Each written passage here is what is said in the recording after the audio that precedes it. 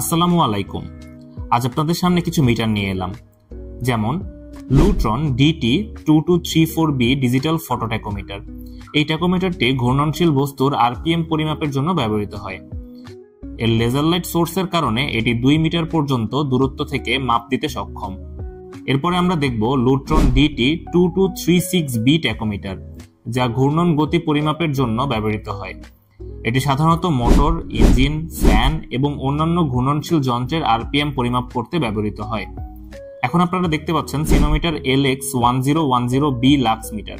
এই লাক্স মিটারটি পরিবেশের আলোর তীব্রতা পরিমাপের জন্য ব্যবহৃত হয়।